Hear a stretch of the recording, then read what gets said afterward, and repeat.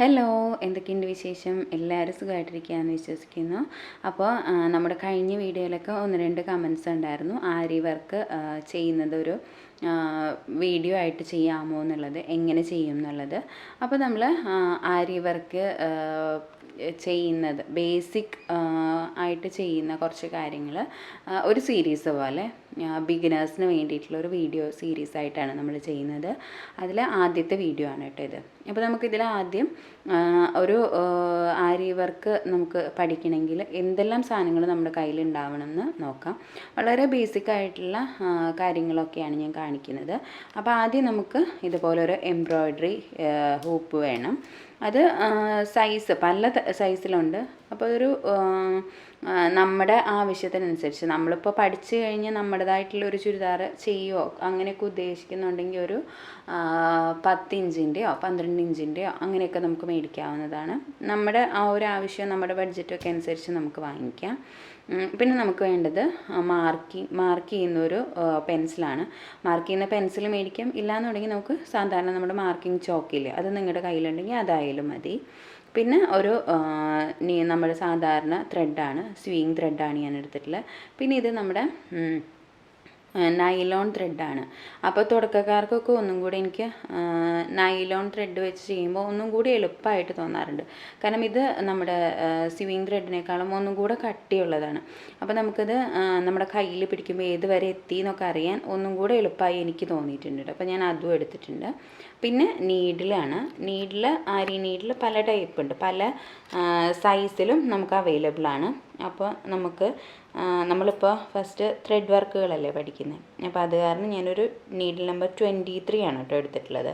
പല സൈസിലുള്ള നീഡിലുകളുണ്ട്. അതിനനുസരിച്ച് അതിൻ്റെ ടിപ്പിൻ്റെ വണ്ണം കൂടുകയും കുറയുകയും ഒക്കെ ചെയ്യും. ഇത് നമുക്ക് അത്യാവശ്യം ഒരു ചെറിയ ബീഡ്സ്, കുറച്ച് ബീഡ് ഇതിൽ നമ്മുടെ ഷുഗർ ബീഡൊക്കെ ആണെങ്കിൽ കുറച്ചേ ലോഡ് ചെയ്യാൻ പറ്റുള്ളൂ. എന്നാലും അത്യാവശ്യം ഒന്ന് ചെറുതായിട്ട് ചെയ്യണമെങ്കിലൊക്കെ നമുക്ക് പറ്റും കേട്ടോ. അതുപോലെ ത്രെഡ് ചെയ്യാൻ പറ്റിയ നീഡിലാണിത്. ഇത് നമുക്കൊരു വുഡിൻ്റെ പിടി വരുന്ന ടൈപ്പ് നീഡിലാണ് വരുന്നത്. ഇതുകൊണ്ട് ഇതിൻ്റെ ടിപ്പ് വളരെ ഫൈനായിട്ട് ഇങ്ങനെ വളഞ്ഞ് ഇരിക്കുന്ന അത്. അപ്പോൾ ഇതെന്ന് പറഞ്ഞാൽ നമുക്ക് ഒന്നും കൂടെ എക്സ്പീരിയൻസ്ഡ് ആയിട്ടാണ് ചെയ്യാൻ പറ്റുള്ളൂ. കാരണം ഇതിൻ്റെ ടിപ്പ് കണ്ടോ കുറച്ചിങ്ങനെ ഫ്ലെക്സിബിളാണ്. അപ്പോൾ നമുക്ക് നന്നായിട്ടൊരു നീഡിൽ ഗ്രിപ്പ് ആയതിന് ശേഷമൊക്കെ ഈ ഒരു നീഡിൽ വെച്ച് ചെയ്യാൻ പറ്റുള്ളൂ. ഞാൻ എന്നാലും നിങ്ങൾക്ക് കാണിച്ചു തരാൻ വേണ്ടി എടുത്തു എന്നുള്ളൂ.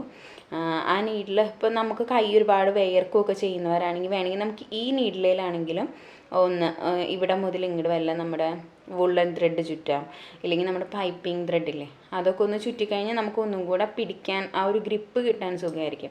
ഞാനിവിടെ അതിന് പകരം നമ്മുടെ ഒരു പഴയ പേനയുടെ ആ ട്യൂബ് മാറ്റിയതിന് ശേഷം അതിൽ നമ്മുടെ നീഡിൽ വെച്ചിരിക്കുകയാണ്.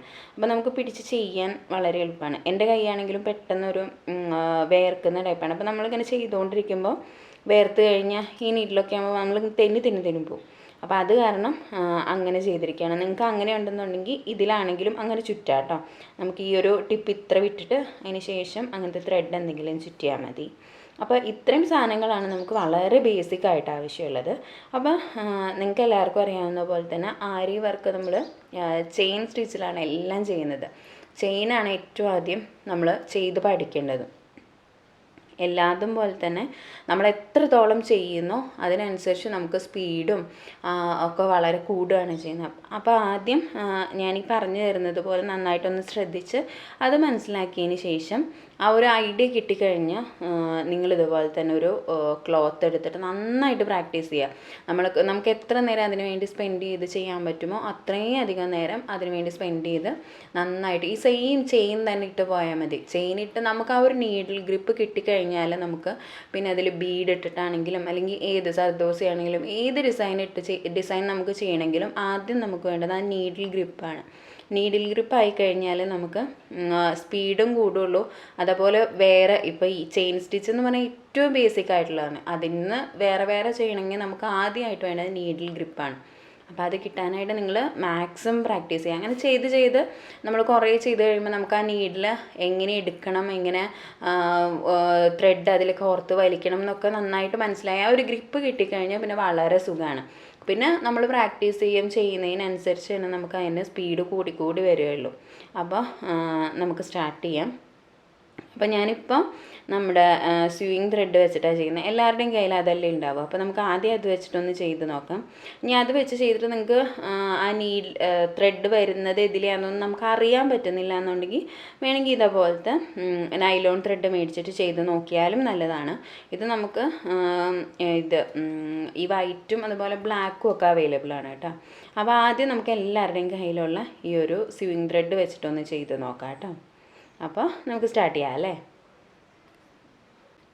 അപ്പോൾ നമുക്ക് ആദ്യം ഈ ഒരു എംബ്രോയ്ഡറി ഹോപ്പിൻ്റെ ഉള്ളിൽ ത്രെഡ് നമ്മുടെ തുണി എങ്ങനെയാണ് ഫിക്സ് ചെയ്യുന്നത് നോക്കാം. കുറേ പേർക്കൊക്കെ അറിയാമായിരിക്കും, എന്നാലും അറിയാത്തവർക്ക് വേണ്ടിയിട്ടാണ് ഞാൻ ചെയ്യുന്നത്. ഇത് നമുക്കതിൻ്റെ അടിയിലേക്ക് വരുന്ന ഒരു റൗണ്ടും ഇത് നമ്മൾ ഇങ്ങനെ വെച്ച് തുണി ടൈറ്റ് ചെയ്യുന്ന ഒരു റൗണ്ടുമാണ് കേട്ടോ. അപ്പോൾ നമ്മൾ വർക്ക് ചെയ്യാൻ ഉദ്ദേശിക്കുന്ന തുണി എടുക്കാം. ആ തുണി എടുത്തതിന് ശേഷം നമ്മുടെ ഈ താഴെ ഉള്ള റൗണ്ടില്ലേ അതിലേക്ക് ഇതുപോലെ നന്നായിട്ട് കവർ ചെയ്ത് വെച്ചതിന് ശേഷം ഈ മുകളിലുള്ള റൗണ്ട് വെച്ച് നമുക്കിതാ ഇതുപോലെ അമർത്തിക്കഴിഞ്ഞാൽ നല്ല ടൈറ്റായിട്ടിരിക്കും. ആരി വർക്ക് ചെയ്യുമ്പോൾ എപ്പോഴും ശ്രദ്ധിക്കേണ്ട കാര്യം, നമ്മൾ ഈ വെച്ചിരിക്കുന്ന ക്ലോത്ത് നല്ല ടൈറ്റായിട്ടിരിക്കണം. എന്നാലേ നമുക്ക് കറക്റ്റായിട്ട് ചെയ്യാൻ പറ്റുള്ളൂ. ഇല്ലെങ്കിൽ നമ്മൾ ആ നീഡിൽ കുത്തി വലിക്കുമ്പോൾ ഒക്കെ ചിലപ്പോൾ ഇതിൻ്റെ നമ്മുടെ കയ്യിൽ പെടാനൊക്കെ സാധ്യതയുണ്ട്. ഇഴയായിട്ട് ആ ഇഴയിലൂടെ ആയിരിക്കും ചിലപ്പോൾ നമുക്ക് വലിക്കുന്നത്. അപ്പോൾ നല്ല ടൈറ്റ് ആക്കിയിട്ട് വെക്കുക. ഇനിയിപ്പോൾ നിങ്ങൾക്ക് കുറച്ചും കൂടെ തുണി ടൈറ്റ് ചെയ്യണമെന്നുണ്ടെങ്കിൽ ഇത് വെച്ച് അഡ്ജസ്റ്റ് ചെയ്ത് നന്നായിട്ട് ടൈറ്റ് ചെയ്ത് വെച്ചാൽ മതി കേട്ടോ. ഇനിയിപ്പോൾ നമുക്ക് ആരി വർക്ക് ഇങ്ങനെ ഈ ഒരു ഹൂപ്പ് ഞാനിപ്പോൾ ഈ ഒരു ടേബിളെ വെച്ചിട്ടാണ് ചെയ്യുന്നത്. ഇനിയിപ്പോൾ നിങ്ങൾക്ക് അതിനൊക്കെ അങ്ങനെ ചെയ്യാൻ പറ്റണില്ല എന്നുണ്ടെങ്കിൽ ഈ ആരി വർക്കിൻ്റെ ഒരു സ്റ്റാൻഡ് കിട്ടും ഇതേപോലത്തെ. അത് പക്ഷെ ഒരു 18 ഇഞ്ചൊക്കെ റൗണ്ട് വരുന്നൊരു ഹൂപ്പിൻ്റെ ആയിരിക്കും. ഒരു സ്റ്റാൻഡ് കിട്ടും, 4 കാലൊക്കെ ഉള്ള ഒരു നന്നായിട്ട് ഫിക്സ് ചെയ്തിരിക്കാൻ പാകത്തിനുള്ള ഒരു സ്റ്റാൻഡ് കിട്ടും. ഞാൻ എൻ്റെ പിക്ചർ ഇവിടെ സൈഡിലിടാം. അതുപോലത്തെ സ്റ്റാൻഡ് മേടിക്കണമെങ്കിലാവട്ടെ. നമ്മളിപ്പോൾ അധികം സാധനങ്ങൾ മേടിക്കാതെ വളരെ കുറച്ച് സാധനങ്ങൾ കൊണ്ട് നമ്മൾ ആദ്യം പഠിക്കുകയല്ലേ ചെയ്യുന്നത്. അപ്പോൾ ഇതാണെങ്കിലും മതി നമുക്ക്. ഇനിയിപ്പോൾ നിങ്ങളുടെ കയ്യിലുണ്ട് അല്ലെങ്കിൽ മേടിക്കണം എന്നുണ്ടെന്നുണ്ടെങ്കിൽ മേടിക്കാവുന്നതാണ് കേട്ടോ ആ സ്റ്റാൻഡ്. ഞാനിപ്പോൾ ഇത് നമ്മുടെ ടേബിളിൽ വെച്ചിട്ട് തന്നെയാണ് ചെയ്യുന്നത്. അപ്പോൾ നമുക്ക് ക്ലോത്ത് ഇങ്ങനെ നന്നായിട്ട് ഉറപ്പിച്ച് വെക്കാം, നല്ല ടൈറ്റ് ആക്കിയിട്ട് വെക്കാം. അതിന് ശേഷം നമുക്ക് ഇപ്പോൾ നമ്മൾ ചെയിൻ സ്റ്റിച്ച് അല്ലേ ചെയ്യുന്നത്, അപ്പോൾ സ്ട്രെയിറ്റ് ആയിട്ടൊരു 2-3 മാർക്കിങ്സ് കൊടുക്കാം. ഒരു ചെയിൻ സ്റ്റിച്ചിനും അതുപോലെ ബീഡ് ഇട്ടിട്ടുള്ളതും ചെയിനും ബീഡും അങ്ങനെ ഒരു 2-3 ലൈൻസ് വരച്ചു കൊടുത്താൽ മതി. അപ്പോൾ നമുക്ക് കറക്റ്റായിട്ട് ഒരെണ്ണത്തിൽ തന്നെ ചെയ്യാമല്ലോ. അപ്പോൾ നമുക്കിനി വരയ്ക്കുകയും കൂടെ ചെയ്യാം. അപ്പോൾ ആദ്യം നമുക്ക് ഈ ത്രെഡിൻ്റെ അറ്റത്ത് ഇതുപോലൊരു കെട്ടിടാം. നമ്മൾ സാധാരണ ത്രെഡ് എടുത്ത് കെട്ടിടില്ല, അതുപോലെ ഒരു കെട്ടിടാം. അതിനുശേഷം ഈ കെട്ടിട്ട ഭാഗം താഴത്തേക്ക്.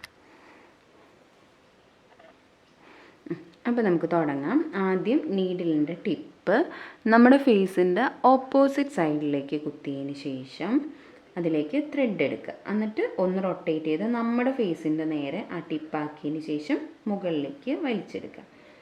ഇതുപോലെ കുത്തുക, നീഡിൽ ത്രെഡാക്കുക, ഒന്ന് റൊട്ടേറ്റ് ചെയ്യുക, നമ്മുടെ ഫേസിൻ്റെ നേരെ ആക്കിയിട്ട് വലിക്കുക.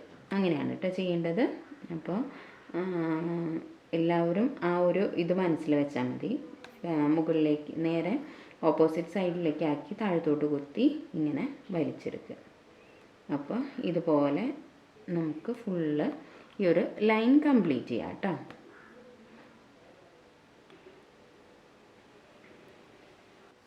താഴ്ഭാഗമാണ് കേട്ടോ നമ്മളിപ്പോൾ കാണുന്നത്. ഇതുപോലെ ത്രെഡ് ഇങ്ങനെ താഴെ ഞാൻ ഒരു കൈ വെച്ചിട്ട് ഹോൾഡ് ചെയ്തിട്ടുണ്ട്. എന്നിട്ട് നമുക്ക് ഇപ്പം മുകളിൽ നിന്ന് ഞാൻ നീഡിൽ താഴത്തേക്ക് കുത്തിയിട്ടുണ്ട്. അതിൻ്റെ ടിപ്പിലേക്ക് ഇതുപോലെ ത്രെഡ് ഇങ്ങനെ ഒന്ന് കോർത്ത് കൊടുക്കുക. എന്നിട്ട് നമ്മൾ മുകളിലേക്ക് വലിക്കണു. ത്രെഡ് കോർത്ത് കൊടുക്കണു. കണ്ടോ, ത്രെഡ് ഇതുപോലെ നമ്മൾ ഒരു കൈ വെച്ച് ഇങ്ങനെ കോർത്ത് കൊടുക്കുക ചെയ്യുന്നത് കേട്ടോ.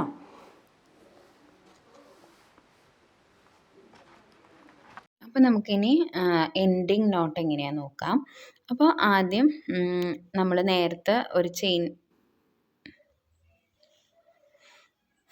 അപ്പോൾ നമുക്കിനി എൻഡിങ് നോട്ട് എങ്ങനെയാണെന്ന് നോക്കാം. അപ്പോൾ നമ്മൾ ലാസ്റ്റ് എടുത്ത ഒരു ചെയിൻ ഇതുപോലെ നിർത്തിയിട്ടുണ്ട്.